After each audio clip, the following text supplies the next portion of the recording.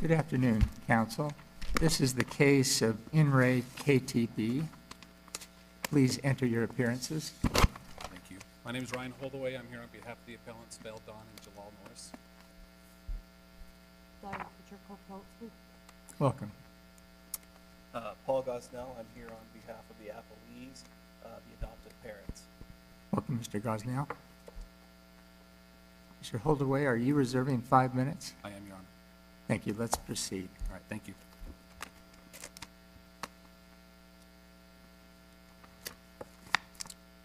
May it please the court, my name is Ryan Holdaway. I represent the appellants in this matter. As your honors are aware, there have been the appeals have been combined with the motion to enforce. I didn't want to get too bogged down into the issues on the motion to enforce. I wanted to rest primarily on our pleadings in that regard. However, there was an argument that was raised in the reply for the first time that I feel compelled to address, since we haven't previously been able to touch upon that. In particular, just by way of context, in the opening motion from the Averys on that, in paragraph 7 of the statement of facts, they quote from a section of the mediation statement, which says something to the effect that all parties consent to the adoption of K.T.B. by the Averys. However, nowhere else in the memorandum does it touch upon that or argue that that somehow stands for the proposition that the motion to enforce should be granted. It was merely contained in the statement of facts and nothing more. To that extent, we didn't respond to that, as we didn't view that as an argument justifying the granting of the motion to enforce. In the reply, however, an entire section was then dedicated to that clause of the mediation statement, and it was suggested that it created a standalone and independent basis for granting the motion to enforce, and therefore I feel like I need to address that. I think by way of context as far as how that came to be, it's important to understand that at the time the mediation was entered into, Vale Dawn's parental rights had been terminated, the child had been adopted out, and she had no access to her son. Consequently, it was inherent in the negotiation process that the son more or less amounted to a negotiating chip, whereby her access to her son would require her to acquiesce to certain demands. So are those facts that are in the record before us? I mean, if we're going to start talking about these sorts of things, isn't a remand the appropriate avenue to proceed? Well, I'm not challenging the fact that that statement is contained in the mediated statement. It is in there, and she did sign that. So we're not contesting the fact. What I'm contesting is the argument, number one, that it's raised in the reply instead of in the original motion. That's one thing I'm contesting. The second thing is I disagree that amounts to a grounds for an independent granting, or an independent grounds for granting the motion to enforce. One is, as I'm trying to indicate, I believe there's a certain element of duress, but I don't think that's the primary reason why it should be. Really what it comes down to is section 78B-6-124. The Utah Adoption Code sets forth very specific requirements, not only on who has to provide consent, but also as to who can take that consent. And that is contained in section 124. And here we get a clear distinction between mothers and children as compared to everybody else. Do you take the position that this is an unenforceable agreement? Yes, we do. Do you take the position that it's unenforceable because it doesn't comply with section 146? That's part of it, yes. That's not the entire argument. So are you really advocating for a rule that says, let's say, hypothetically, the termination of parental rights has happened and the adoption has been finalized, but there's a challenge to that adoption, as here. And the process takes a couple of years, and in the process, the parties are deeply concerned about the best interest of the child. And they say, you know what, we'll go ahead and consent to the adoption, but we as the biological parents will get significant visitation. We'll lay that out. Are you really saying that this court, the parties can't agree to that kind of deal and think about their children that way and try to do what's right for the children, and that that's not enforceable because it happened after the adoption was finalized and not before? Yes and no. The yes part is to the fact that I believe that parents and adoptive parents can always cooperatively agree to do those things. But you don't think they can enter into an enforceable resolution that would dispose of the appeal?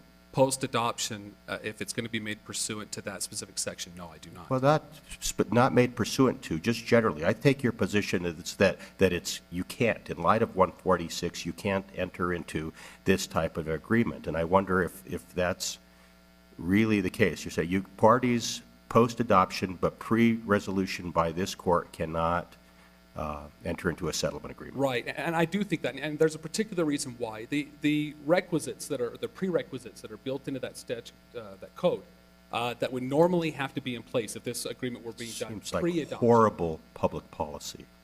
I understand in that I play by the rules. I don't make them. Well, but I'm suggesting, when something smells of horrible public policy, I'm suggesting maybe there's a better and different way of reading the statutes. Well, but I think there is some reasoning to the process, and that is, as we see in a lot of the cases as far as enforceability of agreements where we're talking about parents, or in this case adoptive parents, contractually obligating themselves to give access to their children to other people, they cannot deprive the court of its roles in ensuring that it's in the best interest of the child. They cannot do it. Right, Well- counsel, now, I mean, under the terms of 146, as you know, this was not an agreement entered into during the pendency of the adoption, That's right. right? So why isn't the conclusion that we should draw from that 146 has no application then, and therefore we're purely in the realm of contract? For two reasons. The first one is that the parties explicitly state that they're entering into it pursuant to 146, and they, in fact, copy numerous terms and reference that. Well, but if they're wrong about that, I mean, they can say that, but it doesn't mean that 146 applies.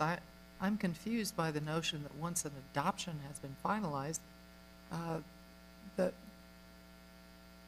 parties could bargain away in a contractual sense certain of the decisions that they're entitled to make as legal parents, but the court would no longer have any authority to review those determinations unless, there were abuse and neglect challenges and so on. Therein lies the problem, and that's why I think there is some reasoning to Section 146 requirement that normally in the process you do this pre-adoption, the district court would weigh in and make a determination that it's in the best interest. This is a critical step. I just don't understand how you can do it post-adoption. You I think can't. there may be constitutional rights in attempting to interfere with the decision-making No. of adoptive parents post-adoption. And I agree. That's the whole issue. I think this is the problem, and I recognize because this is happening post-adoption, and we don't have records of this in the district court. But everywhere, it's my recollection, all the way up, even through mediation, everybody, opposing counsel included, understood and agreed that it was likely not going to be enforceable, that it was going to be an agreement that the parties were doing more or less operating on trust, hoping to work something out. Is it possible to read the statute to incorporate the appeal process under the concept of finalization of adoption so that as if here on appeal, challenging the adoption, we haven't resolved it yet, that we can stop the proceedings, remand for a 146 best interest determination? I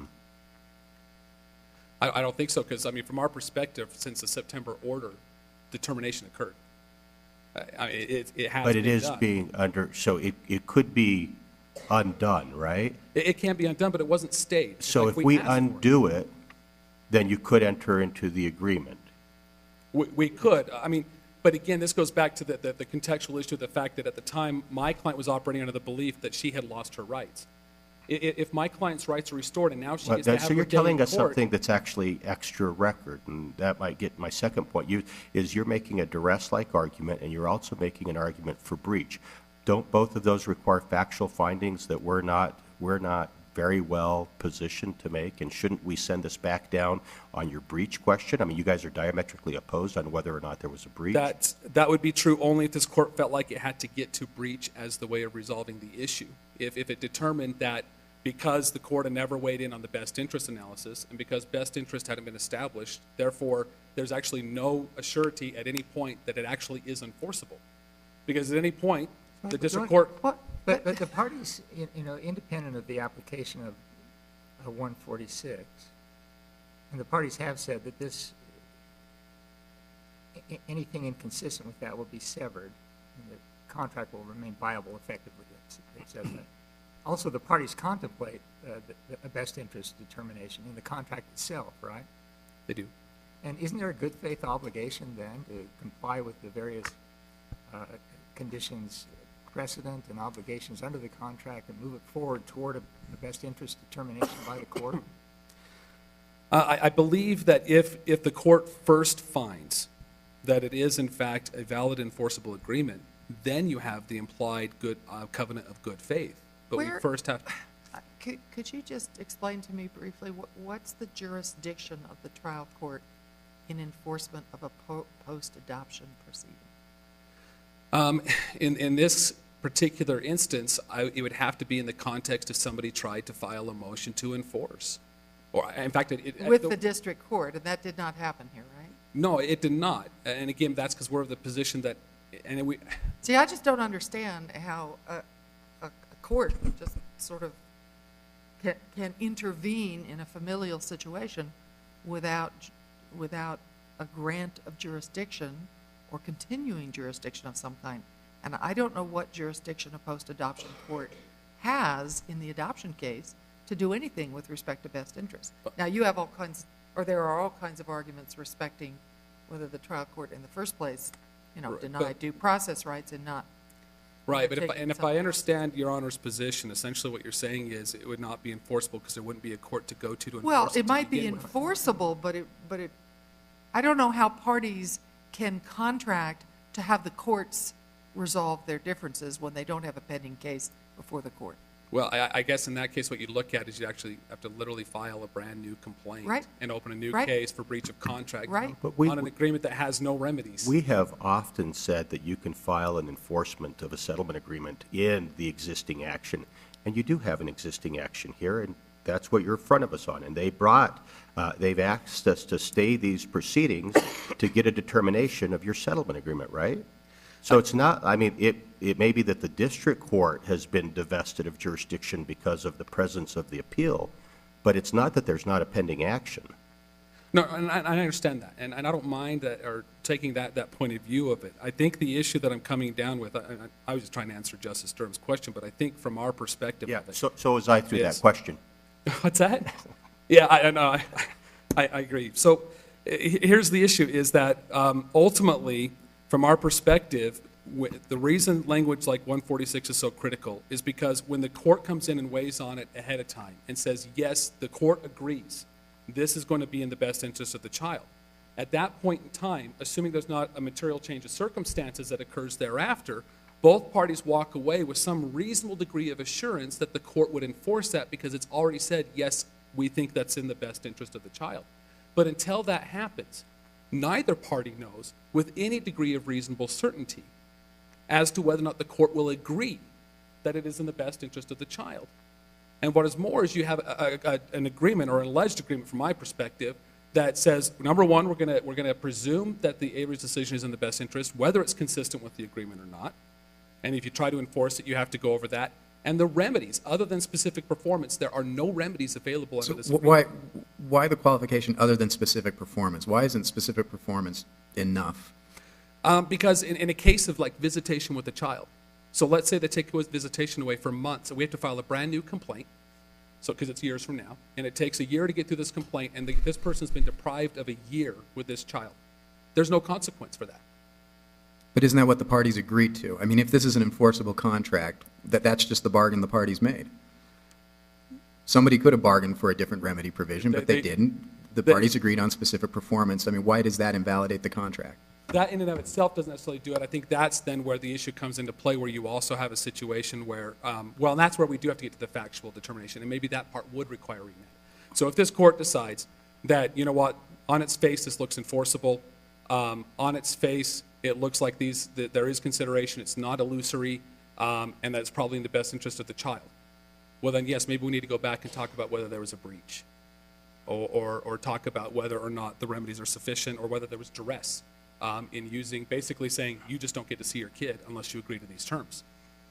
And that's a problem that I have. Now, I hope that's addressed the questions the court has to the motion to enforce. I would like to touch briefly, if I could, on the appeal itself. Given the limited amount of time I have, I just want to make this point on it, which is the salient point, the linchpin of the case, is that mothers are treated different. They have a different level of rights. They are treated different.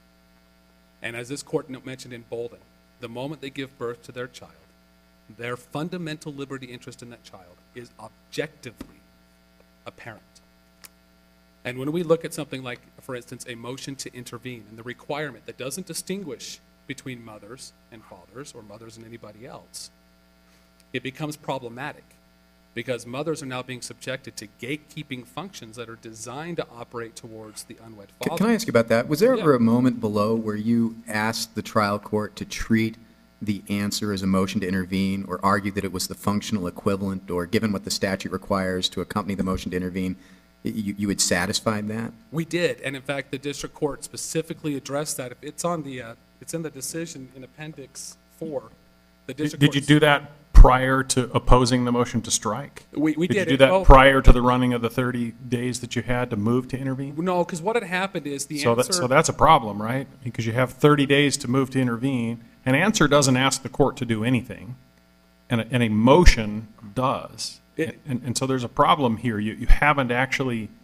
So it's one thing to say we ought to look at substance and not form. We shouldn't just look at the caption on a paper. But the substance here, you never asked the judge within the 30 days to give you permission to be a party. That's right. I see I'm going into my rebuttal time. May I answer Your Honor's question? Yeah, the way we do it, just for benefit of all counsel, is as long as as long as we are still asking questions, you're free to respond, and it will not cut into any of your time, either rebuttal or otherwise. Fair enough. Thank you. I appreciate that. Yeah, so to answer Your Honor's question, the crux of the argument that we're making, though, is that it's unconstitutional to ask mothers to do the motion to intervene to begin with. No, I know that that's a separate argument, but I was just sort of piggybacking off to Justice Pierce's question, which is, did you ever ask the judge to treat your answer as a motion to intervene? And your Yes. answer to that was, I think, later on. No, sorry, that's not accurate. Okay. When did you ask the judge That to would have treat been it? part of, so there was a flurry of motions that happened. So what had happened is the answer went in before the 30 days, and then I believe it was a couple of days after the 30 days had passed that a motion to strike was filed, Right. in which we responded with an opposition to the motion to strike. We also did an alternative, a motion to dismiss, and then a motion to. Let me see if I can refine Justice Pierce's question, or at least this is my version of his question. Before the 30 days ran, did you ever ask the judge to treat your answer as a motion to intervene? No, we did not. And isn't that a problem for you? I don't think so. And that's because, again, that would only be true if we have to do a motion to intervene. If we don't have to do a motion to intervene, then it can't be a problem that we didn't do one. Well, then we're to your constitutional argument. I That's think right. what Justice Pierce is asking about is there some way to rule in your favor without reaching the constitutional question? Now, I do have one alternative question along those lines for you. It seemed to me that one of your stronger statutory points, and I want to make sure I understand this point, and I'd also like to ask you a similar question, which is, did you preserve this argument in the lower court? Is the negative implication from section 120.14, which says implied consent under subsection 3A may not be withdrawn. And 3A is implied consent for abandonment. That's right. And so the negative implication of that would be other forms of implied consent may be withdrawn. And so when the statute speaks in terms of forfeiting your rights, that's sort of the equivalent of implied consent. And the idea would be that that kind of implied consent may be withdrawn presumably at any time prior to the termination of parental rights. Yes. Is that your position, and did you preserve that argument in the lower court? Yes. So in addressing both of those questions, I'll kind of go in reverse order, how you presented them to me. As far as challenging the fact that we had the negative implication of section 120.1, paragraph 4, that was not an argument that was made before in the lower court. The position that had been taken, and this was all the way up through the Court of Appeals, was that in order for section 120.1 to operate to enter our client's implied consent, it required the operation of section 110 and section 112. In other words, it would require the court to find that strict compliance hadn't been made, And by that, the court then could strike the person or bar the person from the action and enter their implied consent. And the idea was, if those are unconstitutional and the court's finding and termination based upon that was unconstitutional, 120, which relied upon that, could not stand. You can't enter implied consent based on something that was unconstitutional. That was the argument that was brought up. It was not brought up in the context of, because it wasn't realized, quite frankly, if I'm going to be very honest about it, wasn't realized until later that, oh, wait a second, if you look at this last paragraph here, it suggests, by negative implication, that in fact consent can be withdrawn. And so, and that You actually did came make up. the argument that consent can be, or that implied consent can be withdrawn, but you didn't specifically point to that provision. That's correct. That is correct. And so now that going to the first question that you had actually asked, which was, can this court reach the issue of dealing with the motion to intervene without reaching the constitutional issues? I think there's only one way for this court to do that, and that would be to look at the form over function approach. And to that extent, I understand and I appreciate where the district court is coming from. I recognize that the express language of an answer is not going to contain a prayer for relief that says, please let me join in the case. It's not going to contain that kind of language. But I think if we're looking substantively at what an answer is doing, it overall denotes the exact same function. It's saying, I am the mother, I have a right in this child, and I want to assert that right. Functionally, it's asking for the same thing. Because obviously there's no way to assert that right unless she's allowed to come into the case and assert that right. So to that extent, I think it's kind of putting blinders on to say, well, yeah, you filed an answer, but I don't know what that really means. I don't know what you're really trying to do when you file an answer. Well, but I mean, the substantive difference is that a motion triggers a series of briefs and prompts a decision by the judge. It does. An answer does none of those things. And that is true. And that's why I think ultimately we do have to get to the constitutional argument, though, because if we're going to look at that way and say, well, we can't really justify a form over function kind of argument because there would have been a benefit to the Averys had this been in the form of a motion to intervene, because then they could have responded within the 14 days and we could have had a reply in a hearing.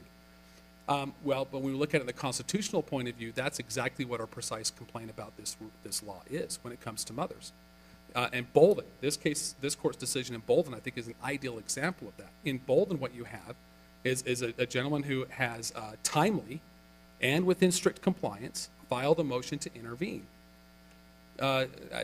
Not quite simultaneously that, but just prior to that, he'd filed a paternity action, but failed to file an affidavit.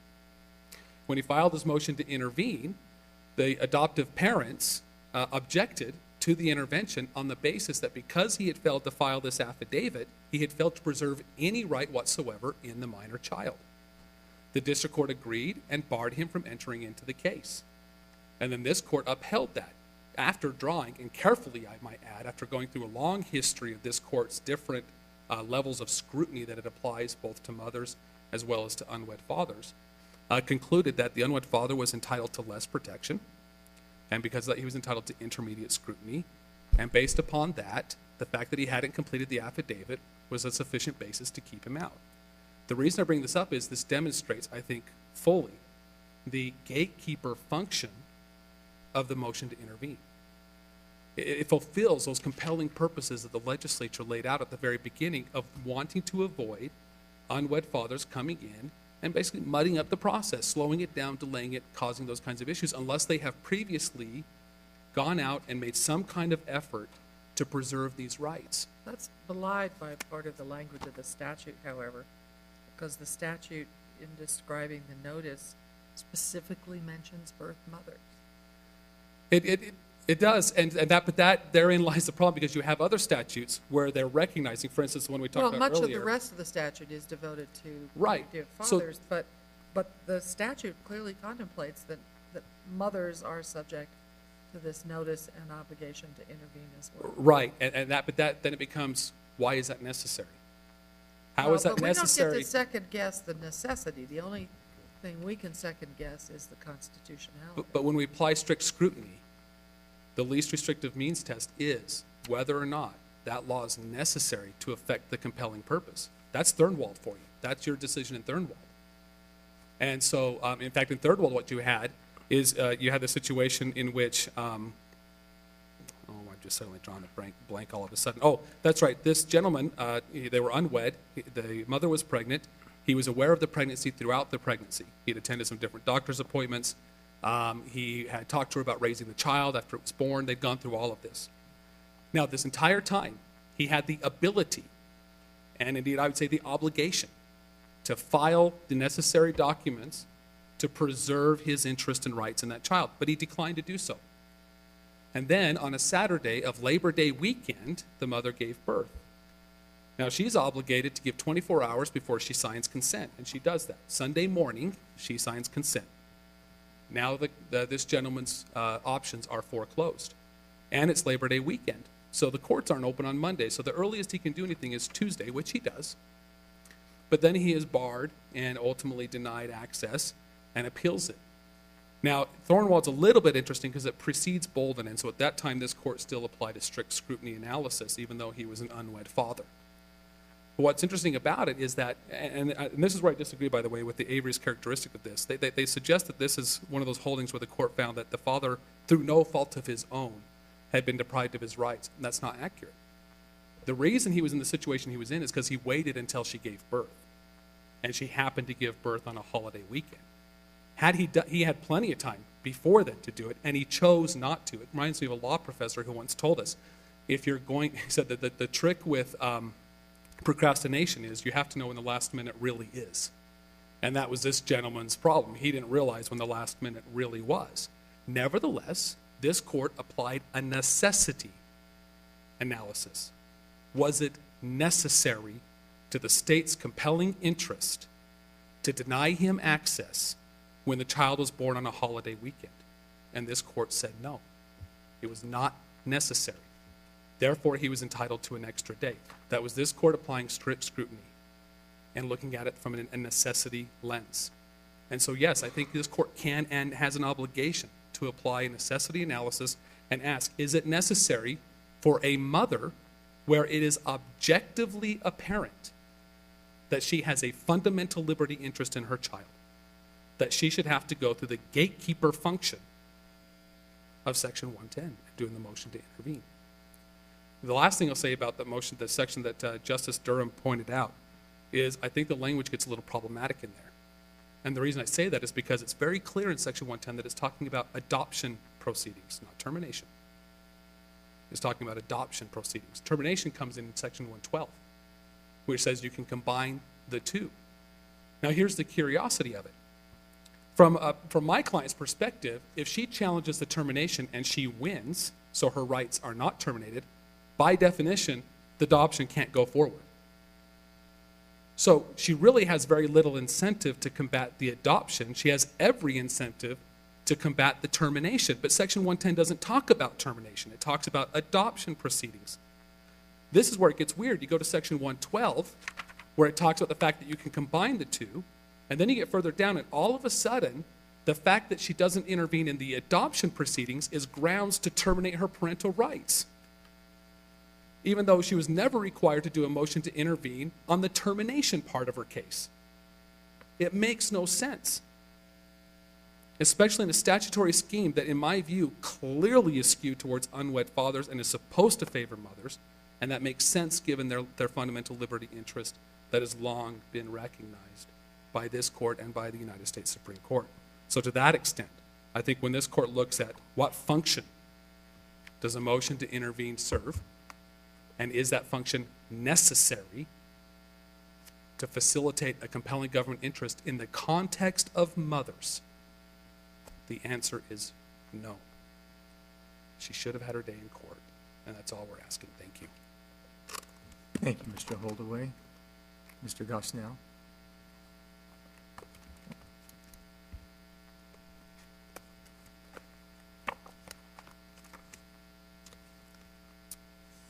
May it please the court, Chief Justice, Justice of the Supreme Court, my name is Paul Gosnell. I am the attorney representing the adoptive parents in this action.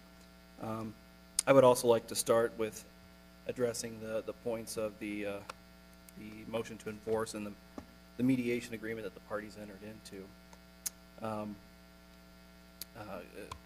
Picking up with Justice Simonis's question as to whether we whether the law allows parties to reach a stipulation during the pendency of an appeal, I'm aware of nothing in the law that would prevent that. In fact, the case that we cited to specifically states that stipulations and settlements between the parties are to be encouraged. If the law were to treat those with hostility, it would be a very poor way of resolving disputes, requiring people to go through court. We've always encouraged people the courts have always encouraged people to resolve the issues on their own. No, I don't have any problem. There's no question the parties can settle a case while it's pending on appeal. I think there is a pretty significant question as to whether they can use a pre-adoption agreement section in the statute to confer jurisdiction over an adoption court for elements of the settlement that they seem to have regarded as being available to them under the statute, which it seems to me doesn't apply in the first place. Sure. But maybe that's a relatively, that doesn't really go to the enforcement issue, I don't think. No, I agree, and I agree that I don't know that we can obligate the courts to. There is a way you could have maintain done this, jurisdiction. that this could have been done properly, it seems to me. Let me try this. Okay. You could have agreed to stipulate to a reversal of the adoption, the finalization of the adoption, and then under 146, gone back down and got approval from the court. And you could have also agreed that once that happens, that the party will not oppose adoption. So there is right, you see what I mean? You could have, I mean, you would have been risking non-approval by the court. And the other problem with that is 146 specifically speaks to children that were at the time in the custody of the state, and that was never the issue in this case. So we may have still had some problems with 146 even in that situation. That's a good point. That language is confusing. The custody had already been, even prior to the termination of parental rights, had been vested in the prospective adoptive parents. That's correct. Yeah. So that suggests that, I'm struggling with the notion that you all can agree to, without court approval, the division of time with the child and those types of things, that even in the kind of the family law setting requires court approval. Right, and it was understood that the custody, there wasn't ever any issue of custody discussed in the context of that agreement. Custody was never talked about. It was just visitation. What type of visitation contact? There were play dates and gifts and things like that were addressed. So the issue of custody was never really something that was going to be addressed again by a court, or something that could be. So you weren't envisioning your position, neither party was envisioning the court stamp of approval on this agreement? Yes and no. We had anticipated presenting this to the court and asking for the court to find that it was in the best interest. Under what authority? Isn't that the problem? I mean, if one of the key elements of your agreement was to confer jurisdiction that you may have no power to confer, I mean. Well, no, I don't think that we were intending to confer jurisdiction. I think the goal of the agreement was to resolve this dispute in a fashion that provided some prospective contact for the biological parents and grandparents, but also could resolve the appeal. But would it have required trial court approval in order to be effective? No, I don't think it would, because what does it say? What does the agreement say about trial court approval? I honestly, I don't recall. It doesn't say anything about approval, but it does reference a best interest analysis. Mm-hmm. And- By anybody in particular? I've forgotten. No, it doesn't say that either.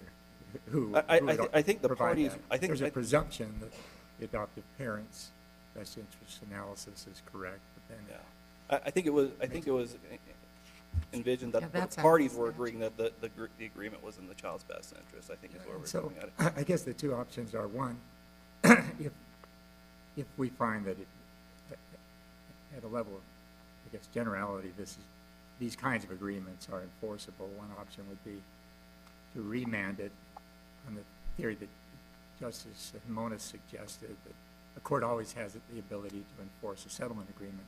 Another option would be, I think, a separate contract action. The court would derive its jurisdiction from a breach of contract claim or breach to enforce claim having been filed.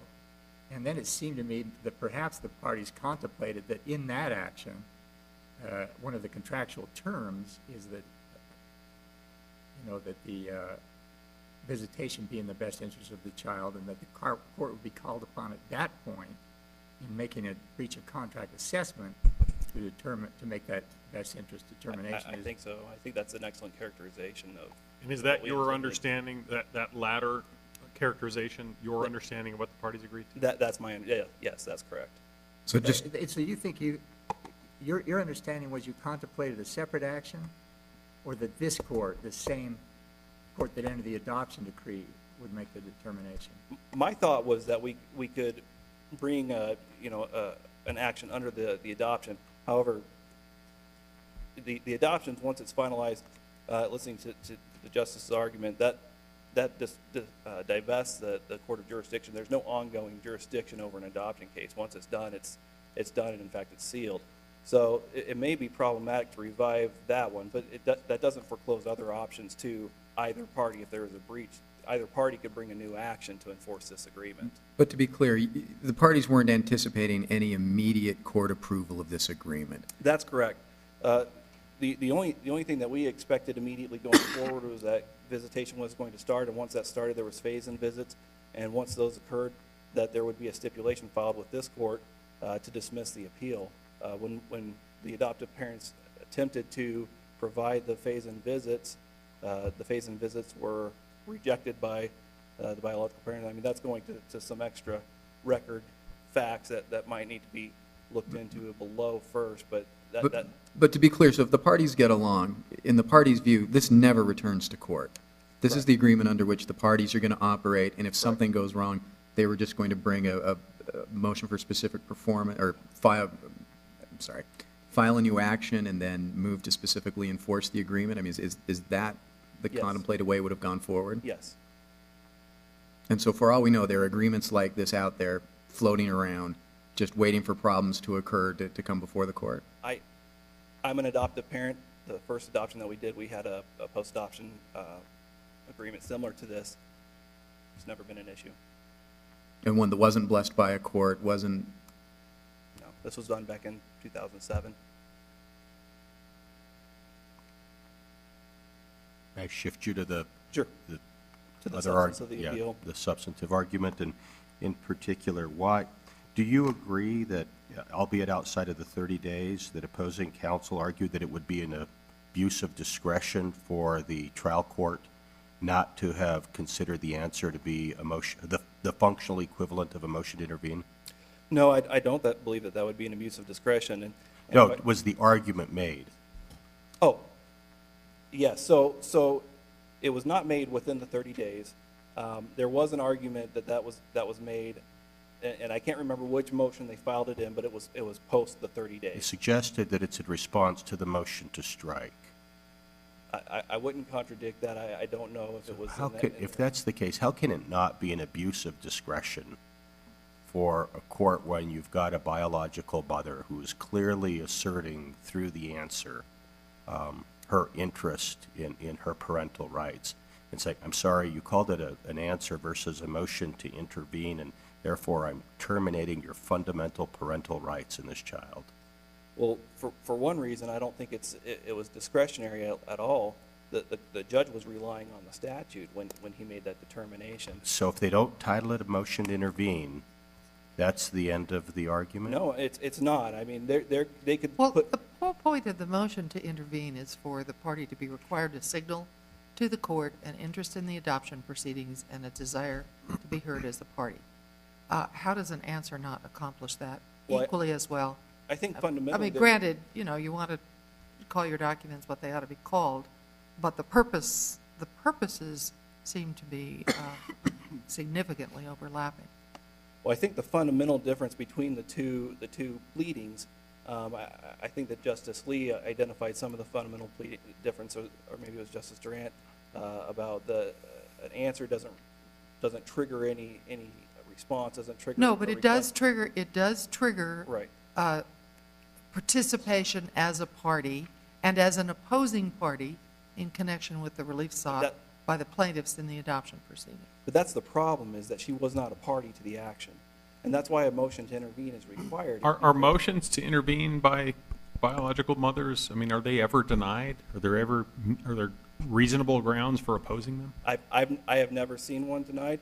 Typically, if Then why haven't you just shot yourself in the foot with that response? because I've never had a mother file a motion to because she didn't file a motion to intervene. She didn't file a timely motion to intervene. But the point of my question is to say, that was that sort of harmless error? You know, would it have made any difference if she had styled it as a motion?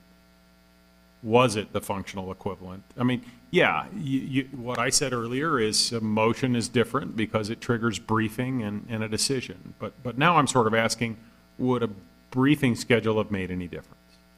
I think the difference, the problem that we run into is if we say that mothers aren't required to strictly comply, we've got decades of case law saying that biological fathers have to strictly comply with the requirements of the adoption code. Yes, but the If we turn distinction the around- legislature has consistently drawn, and to some extent this court has upheld, is that biological fathers are putative fathers now.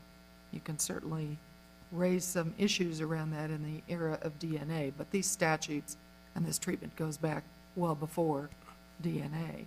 In the case of a mother with a live birth certificate, the fundamental rights to parenthood occur at the time of birth. I mean, they arise by virtue of a person giving birth to the child. It's an objective fact that the child is the biological parent, which was never historically thought to be the fact with respect to the father. Now, again, maybe our law hasn't caught up to the reality there, but certainly with respect to mothers, that's the way it's always been viewed. So could the legislature legitimately place procedural requirements on a mother to establish her biological rights of parenthood, her biologically based rights to parenthood? And one of the things, frankly, that's of concern to me is that, you know, if giving birth to a child isn't enough to establish your rights to parenthood absent a finding of unfitness or abandonment or the other exceptions, what's to prevent, baby trafficking? You get your hands on a baby, you get into court, nobody files a motion to intervene, you proceed with an uncontested adoption, even where there's a known mother. So there's a lot there. I'm not sure exactly where to start addressing it.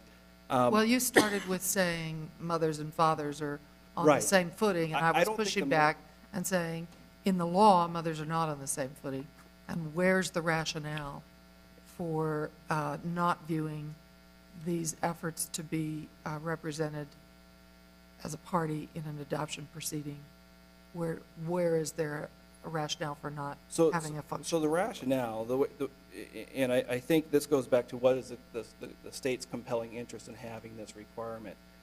And when reviewing the case law, there is some statutory, in the statute it addresses some of the state's compelling interests in Section 102. But those have been further developed in the case law. In particular, looking at K.T.B, it addresses the state has a compelling interest in an adoption process that is that reduces the amount of contention or mitigates the contentiousness and uncertainty in adoption. But adoption never trumps, the goals of No. adoption And- never trump parental rights. And I understand that. What the point I'm trying to make is that if we accept the mother's position on this, that mothers, just by their very nature, are always parties to an adoption, then that by its very nature is No, going if to they create. get notice and they don't appear in any way, shape, or form, you can waive your parental rights. Mhm. But the question is here, she did respond in a timely fashion, but with the wrong kind of pleading under the statutory scheme. And I just, with that, I just go back to the strict compliance. The statute requires strict Well, compliance. on that point, if I could take you back to Justice Lee's question. Sure. So I think you've effectively acknowledged that mothers are granted intervention as a matter of course, where they file the motion, right? If they timely file, and I should So- have made so if that they timely file, so clarification. I have seen them denied if they untimely file. So, in light of that, how can you argue, first of all, as to the due process argument, that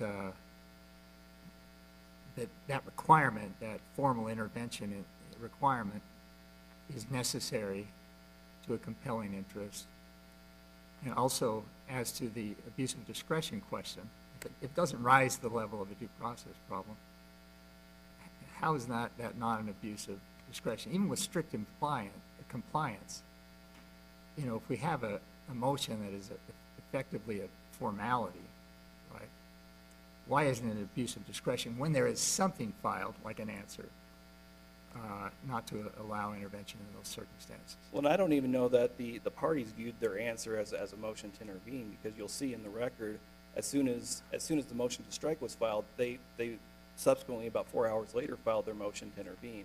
So I don't even believe they viewed the answer. Well, that's just sort of prudent backup plan, right? Sure.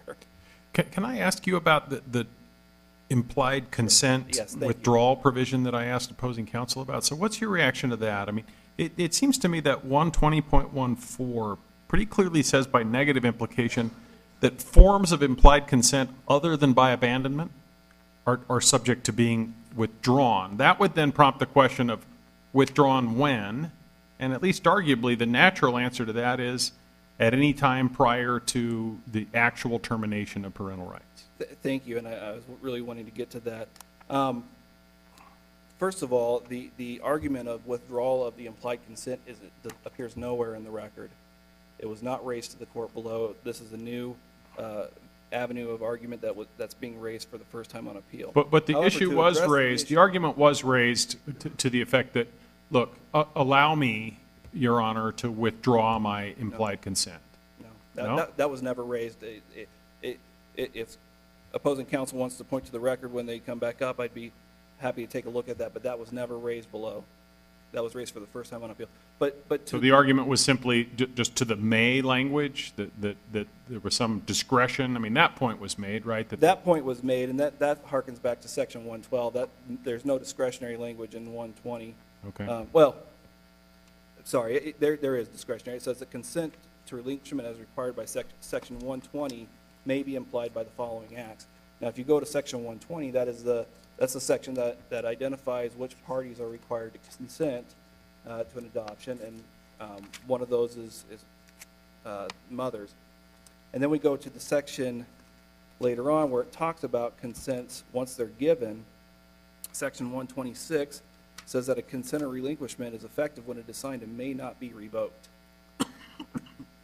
So in adoptions, we've long understood that consent, that 120.1 is saying we're going to treat it But that's implied active consent, right? And that's different from No, that's not- different from implied consent, which is just passive activity like forfeiture. The only difference that I can see, the code section says that it's treated the same.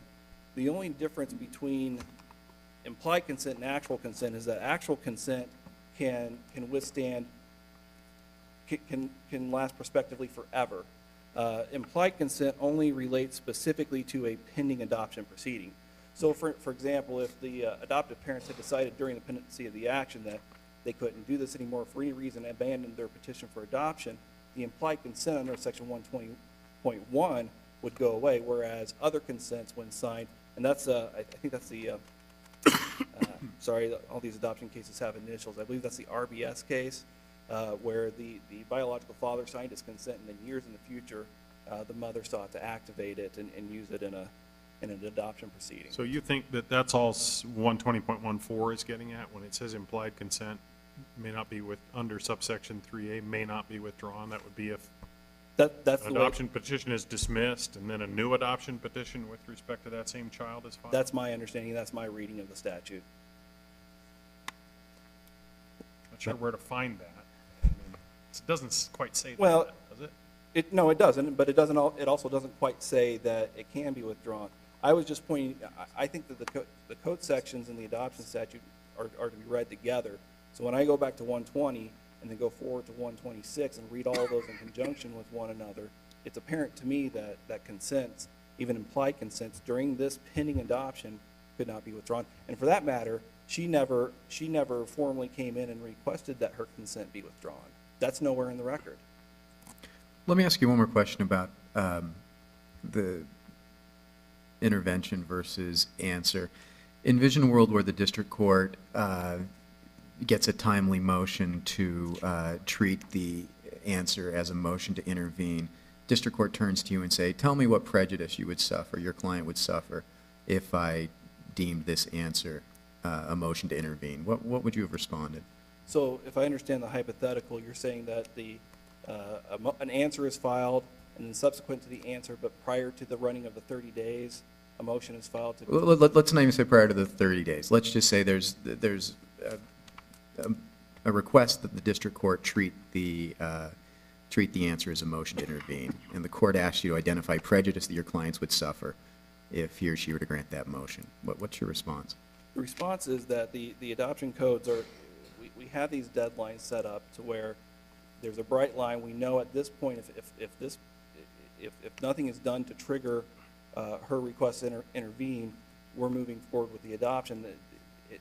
The prejudice that my client would suffer at that point is now we were in an uncontested adoption. All adoptions are uncontested at their outset, and they only become contested if the proper party intervenes. We've turned this fundamentally uncontested, non-adversarial proceeding into an adversarial proceeding. So that would be the prejudice that they would suffer.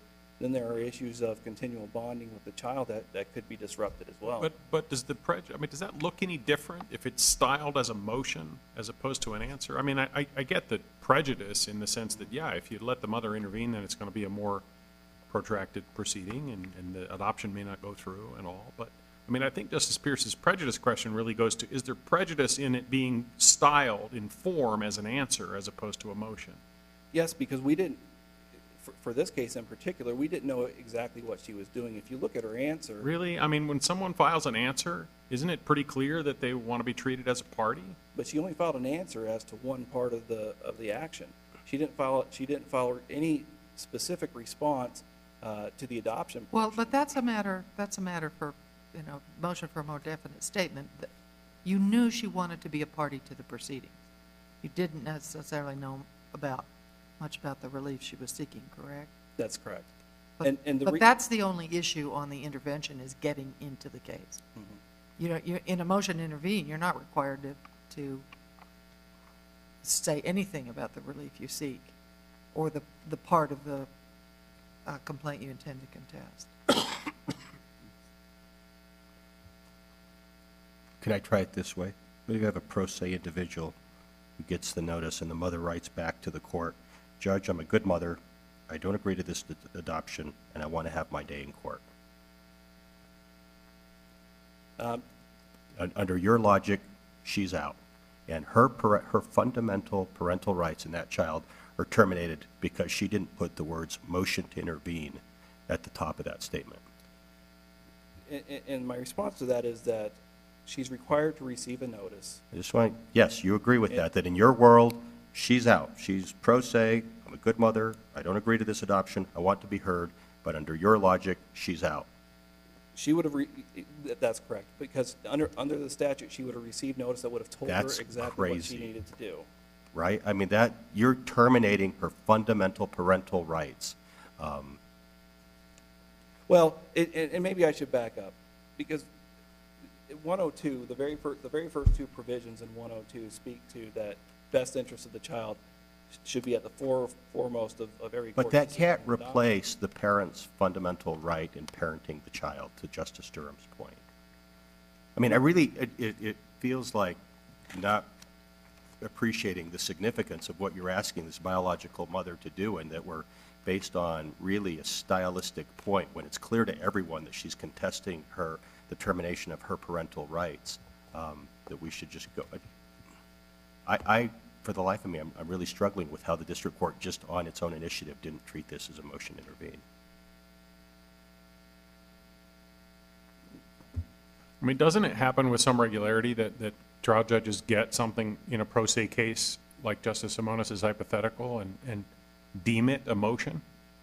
I can't speak to that because I haven't personally seen that. I mean, our cases do talk about, substance over form and if in every respect except for the caption, the document received by the court is asking to be allowed to participate as a party, seems like it would be appropriate for the trial judge, especially in a case involving fundamental parental rights, to treat it as its substance indicates and not fault the lack of form.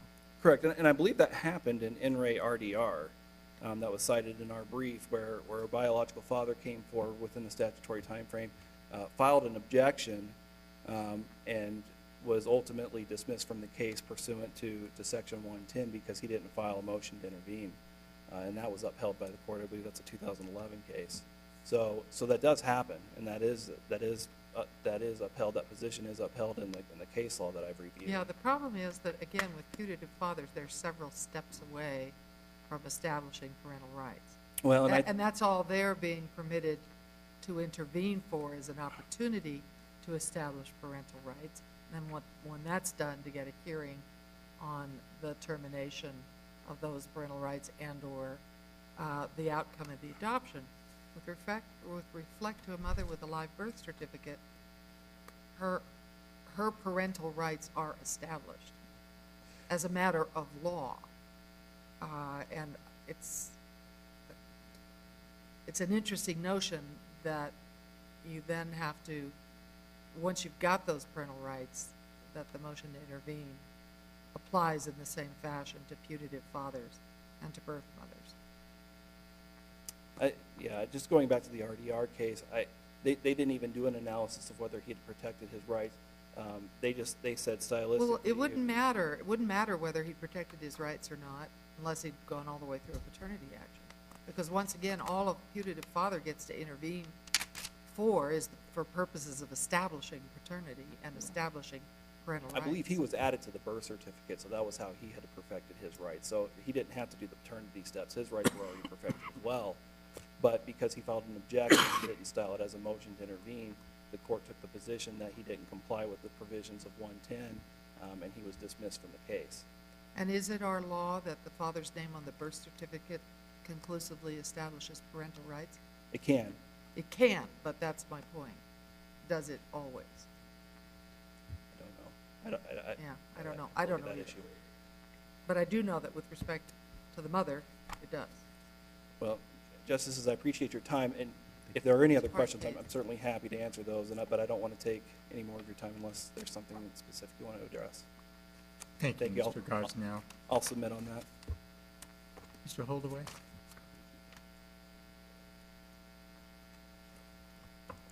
I don't know if this is particularly relevant at this stage, but it's not entirely clear what your client wants in these proceedings, other than an acknowledgement of the status of her parental rights. In the answer she filed, did she seek custody? She doesn't, and Your Honor, the reason for And that. I gather she still does not seek custody. Oh, she certainly does.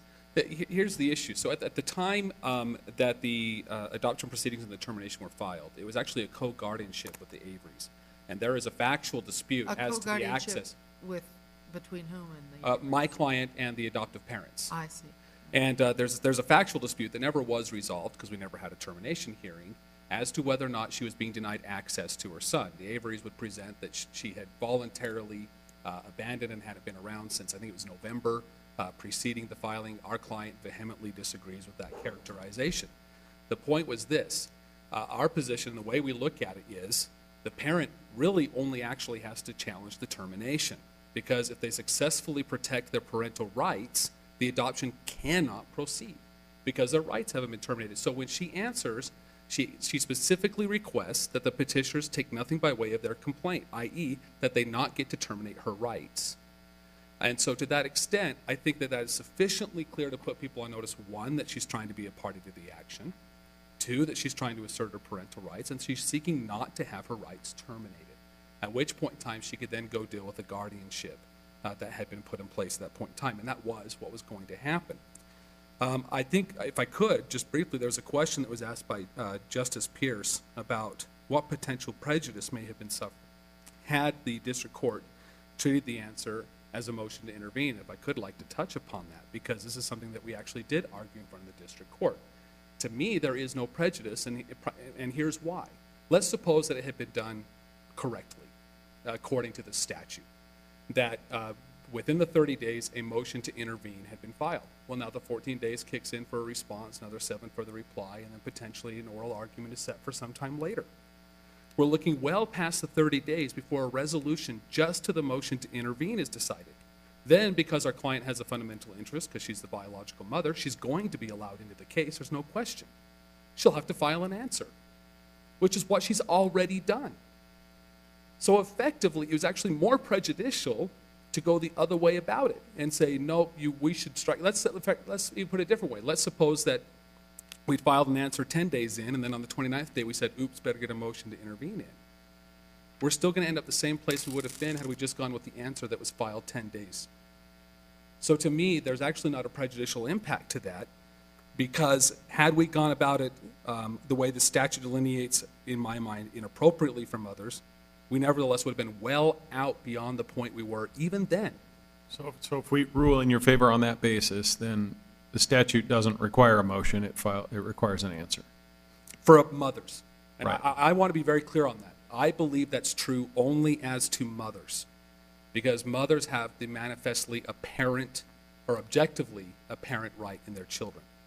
And to me, that's a big difference. In fact, if I could point to our brief on page 28, we delineate that the legislature has already held several different areas where, when it's very clear from the outset that the person's going to have a vested interest in this, we give them direct access to the courts. Presumably, one of the issues on a motion to intervene would be whether the person who wants to be a party actually is the biological mother of the child, right?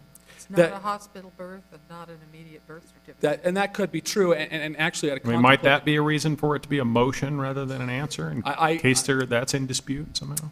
I suppose that's a possibility. I think as far as this case is concerned, it doesn't apply, though, because in this one they not only Yeah, I'm allege- just wondering about, one of the things we always have to wonder about is what precedent are we setting? What do our opinions say? And is there a slippery slope on down the line for some other case? I don't think so, because here's the way the petition process normally works. As part of the petition process, the adoptive parents have to identify the people that are entitled to notice, including who the biological mother is. So they have to allege that. And when somebody files an answer, such as our client, they admit to the fact that they're the biological mother. And so, but nevertheless, even if, let's say, they don't make that express admission, when they're coming in with the answer, they're coming in because they have already been identified and alleged by the prospective adoptive parents as the biological mother. So I don't think it's really a factual question. Otherwise, that person wouldn't be there at all. Now, I think if you have somebody else in some really crazy situation who showed up and said, that's not actually the biological mother, I'm the biological mother, well, maybe we've got a problem. But I think that's a very, very... That's a problem that exists across every single case where Right. somebody may be misrepresenting who they actually are. Right, and I don't- Whether it's a defendant in a criminal action, an adoption proceeding, a contract case, that's a problem with our system. Well, right, and I mean, and you can't plan for every possible We eventuality. don't or DNA the fact that test somebody might individuals engage- to ensure that they are Yeah. the named defendant. that somebody might engage in improper conduct. I see that I'm out of time. If I can just briefly conclude with this thought. I told the court at the beginning that, to me, the crux of the case, and I think it's true both when we look at the motion to enforce and whether consent's validly taken, and then going all the way through and whether we look at it in a form of abuse of discretion or whether we look at it as constitutionality on a motion to intervene. The key to the case is that mothers are different. They just are. And that's long been held as appropriate. And in this particular instance, we had a mom with a son who had siblings, and it was summarily ended. And it was over the wrong document. Literally, that's all it took. And to us, that's just not a proper justice. So we'd ask this court to remand, please. Thank you. Thank you, Mr. Holdaway, Mr. Gosnell. We appreciate your arguments. We'll take this matter under advisement, and at this time, court is adjourned.